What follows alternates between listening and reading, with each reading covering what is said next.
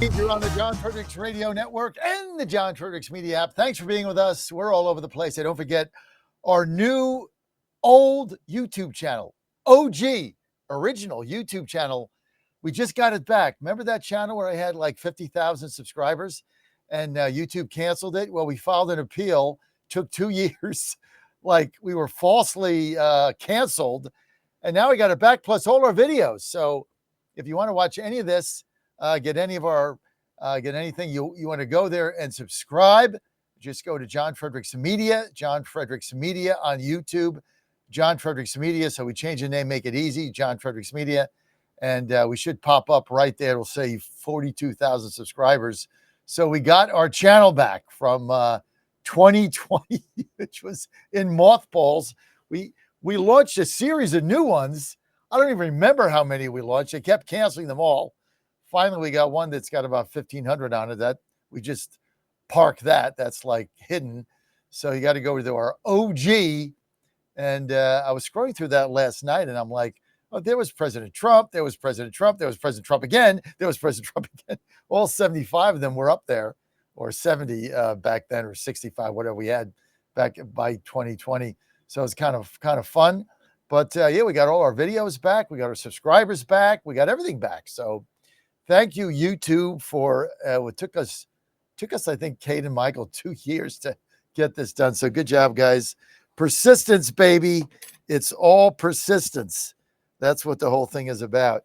And talk about persistence. That's why, when you talk about auctions and you talk about buying and selling farm or construction equipment, the reason why I love Purple Wave is because they're the disruptors of the industry. I mean, they've really figured out, when you can figure out how to do something better than it's been done.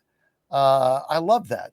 I'm very attracted to that, because I think that's kind of what Anna and I have done to a certain extent, on a smaller scale, obviously, with our 23 signals here from West Virginia to Atlanta. But, Purple Wave's a national company. But what I love about them is they said, look, the whole auction business is it's just not right. So we're going to have no reserve auctions. We're going to do it online. We're going to give people the opportunity to buy the equipment they want. You can buy fleet vehicles. You can buy construction vehicles like a dump truck, a front end loader, a crane. You got all that stuff there, or farm equipment, tractors and things of that nature. The hayers, all that's there, and it's all online. And so it brings buyers and sellers together. Everything is vetted.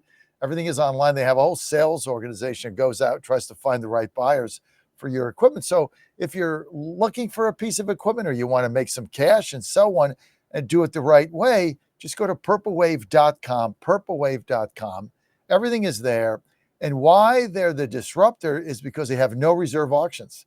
And that is what really makes this thing go. Everybody's afraid of that.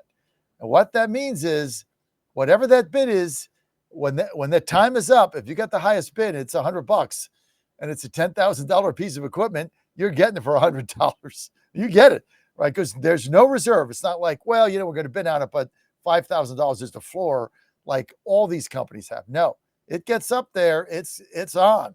Game on, baby. And that keeps the whole thing honest. It really is different.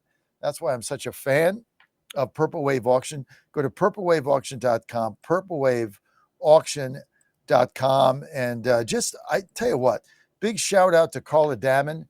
Carla is their director of marketing. That's our liaison. And I always say, the people that I deal with, the people that we deal with on the marketing end, on the VP marketing end, you get a feel from them of what the whole culture of the company is. Because if they're great to deal with and they're nice and they get back to you immediately and you have good conversations and, things are solved in a nanosecond, that's going to be the culture of the company as a front end, as a back end, as a front end user that you're going to have. The experience that I get always tells you how the company is going to serve you as a customer. And Carla Damon is one of the most effective executives I work with. She's delightful. She's smart as a whip, and she gets things done. And so that's the culture of the company. She's the face of it, and she's just a extraordinary young woman there. So check this out, folks. Buying equipment or selling it, go to purplewave.com. That's purplewave.com. And check that out right now. Subscribe to it. Does it cost you anything? And see what's out there, purplewave.com. Talking about a disruptor, joining me now, America's Sherriff, the disruptor of sheriffs of all time, Sheriff David Clarke. David, so much you talk about, so little time. Great to have you with us, David. Thanks a lot. Appreciate it. David, you're looking good. Every time I see you, you look a little bit younger.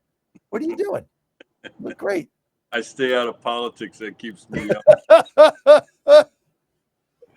Oh, good point. There's a push here to get me to run for governor next year. No. I'm all in. Let's go. No, thank you. Maybe I'll take you to Washington, D.C., and you can help me out here. You and your wife need to come here. We're in the safest city in America. I've seen enough of D.C. I knew you were gonna say that. Even though visiting with me and Ann, as enticing as it would be, I certainly understand that. Okay, let's get to the elections last week. You were kind of chomping at the bit to talk about it, and I think I took Thursday off because I was so tired from the bus tour, and you got kicked to the curb. Sorry about that. So you had a week to reflect on the whole thing that went down. What say you, Sheriff Clarke? Yeah, which is fine because I think you got to let it settle a little bit anyway. All the pundits come out the day after or 48 hours after, and things haven't settled yet. And I wait for the numbers to come out. I'm a numbers guy when it comes to politics. I watch the numbers. I count the votes and where the votes might be coming from, where they might not be coming from. And when I saw the Virginia governor's race, I said the day before, the election, I don't see the math there for Winsome, Earl Sears to win. And I wasn't trying to rain on anybody's parade, but I said the numbers just aren't there. And as it turned out, and this, John, plagues the GOP candidates in these types of areas. And I don't want to overanalyze this because these are blue areas. All right, let's not kid ourselves. No, purple, nothing. No, they're blue areas. And so it's going to be very difficult for a GOP candidate to win a statewide election in these blue areas. New Jersey was the other one, New York City.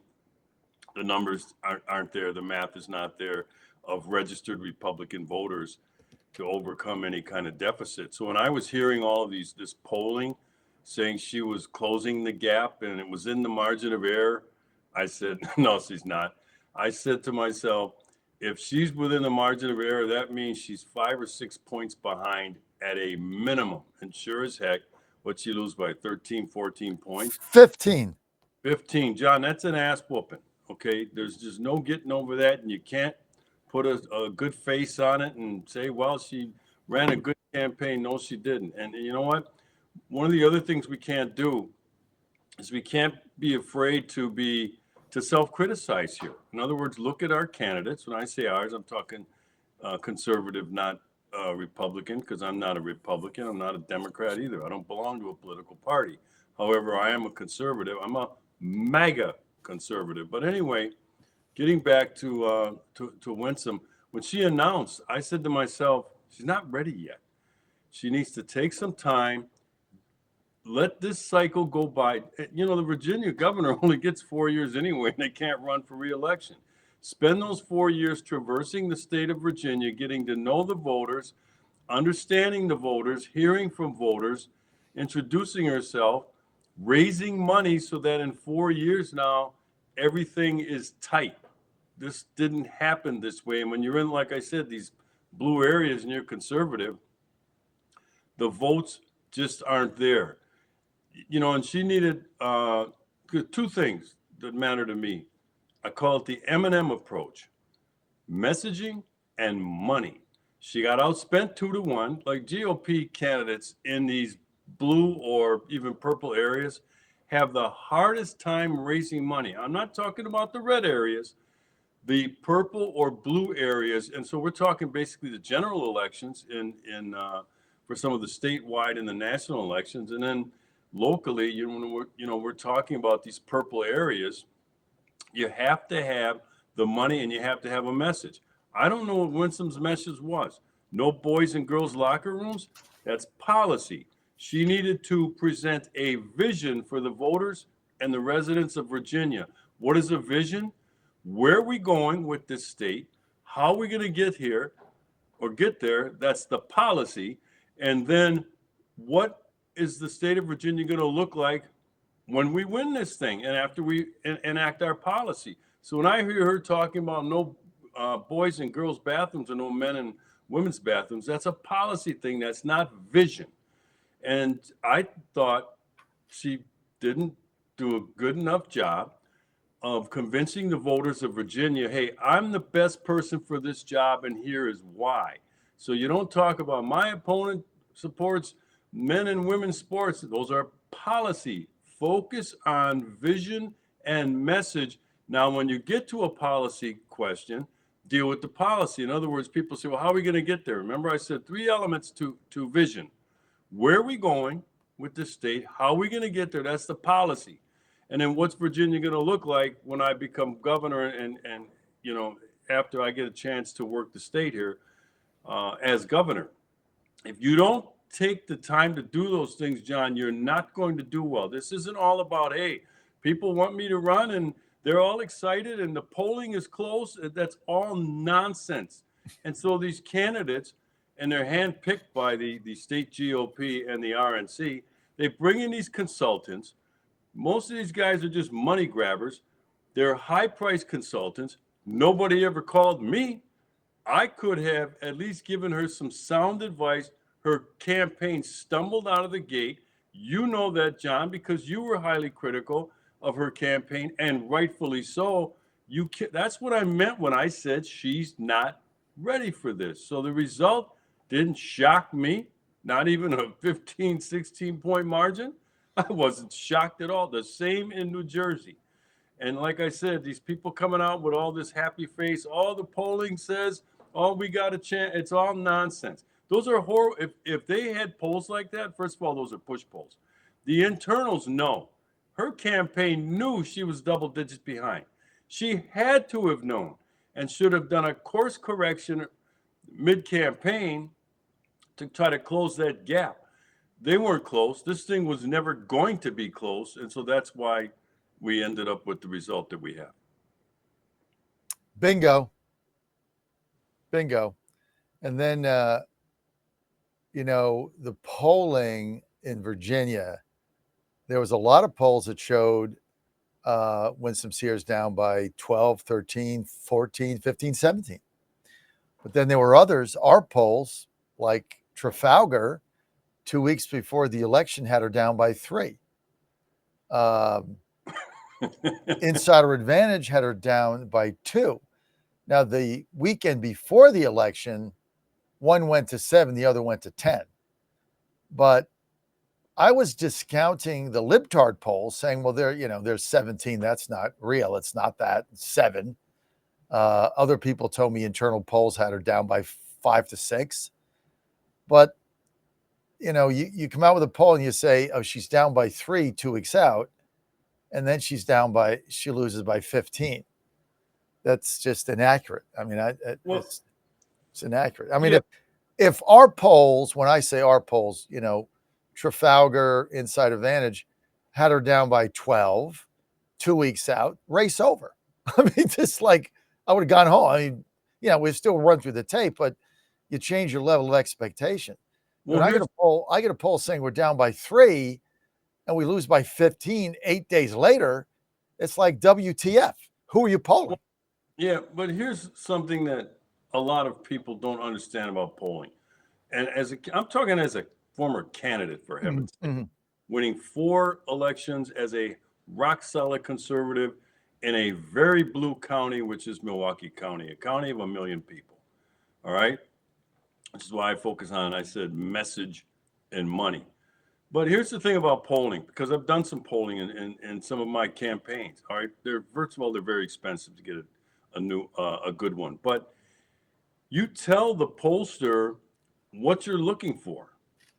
Okay, and they'll go out and find it. In other words, if you're a Republican candidate, they're not going to go to a blue area, blue district, and poll you in that district. They're going to poll it among Republicans. And so you can, and that's why they call these push polls. You can push this poll toward whatever you want. It's called the method. What methodology are they using, for heaven's sakes? Now, here's another instance of numbers. Winsome and Loudoun County, the third largest county in Virginia, Loudoun County, she only got 60% of Trump's voters in the election a year ago. 60% of Republicans in Loudoun County came out for her. She needed to be up around 90% of Trump's voters. Her opponent, on the other hand, in Loudoun County, got 81% of Harris's voters in that governor's race last week. Okay, and that's why I said ground game, ineffective ground game. If her polling knew that, and if the poll was like Trafalgar's, pretty reputable, but you don't know what they were told. They don't do this on their own. They go, what are you looking for? Well, we want to know how we're doing among, conservatives or, men or whatever. And then they'll go out and do it. So it's not that Trafalgar did a bad poll. You don't know what they were told by whoever commissioned the pollster. I mean, the polling firm. What are you looking for? We want to show ourselves in this red area here. And then you can look and you go, hey, she's doing well. She's doing fantastic. The poll says we're in the margin of error, when it's not really a valid poll because of the sample that they use to come up with those numbers. So, that's why when these races are on, John, I always say I don't trust the polls. And the reason I don't trust them, I don't know what methodology they use. Right. If you tell me the methodology, I'll go, that's a pretty good poll. We never hear that. So Right. the voters, the viewers, whatever, they just go, hey, Trafalgar, they're a good pollster. They said it's in the margin of error, but you don't know what methodology they use. Right. We don't know what they were using. We don't know what the crosstabs are. That's the whole thing. And not everybody's got time to look into that. Sheriff David Clarke with us, America's Sheriff. You can follow him there, americasheriff.com.